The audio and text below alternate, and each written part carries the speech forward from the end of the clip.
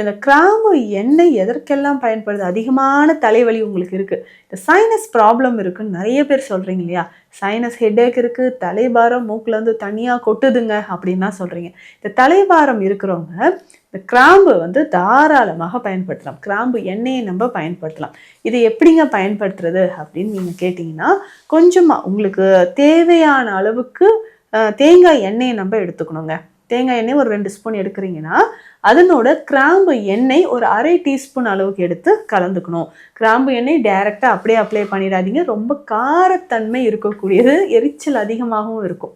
இப்போ தேங்காய் எண்ணெயோடு கலந்து நம்ம நெற்றி பகுதியில் நல்லா இதை அப்ளை பண்ணணும். ஸோ நெற்றி பகுதி, பின்கழுத்து பகுதி, இங்கே எல்லாமே நம்ம அப்ளை பண்ணிட்டு வரணும்.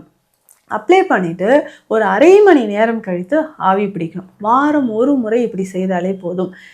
ஆவி பிடிக்கிறது வாரம் ஒரு முறை நம்ம எடுத்துக்கலாம். ஸோ நெற்றி பகுதியிலலாம் நம்ம இந்த தைலத்தை அப்ளை பண்ணும்போது கொஞ்சம் கொஞ்சமாக உடலில் இருக்கக்கூடிய அந்த நீர் கபம் நமக்கு இறங்க ஆரம்பிக்கும். ஸோ தலை பாரம், தலை சுத்தல் இருக்குங்க, இந்த தலையில் நீர் சேர்ந்திருந்தாலே கண்கள் எல்லாமே நமக்கு சிவந்து நீர் வடிகிற மாதிரி இருக்கும். ஸோ அது சரியாகிறதுக்கும் நமக்கு இது பயன்படுது.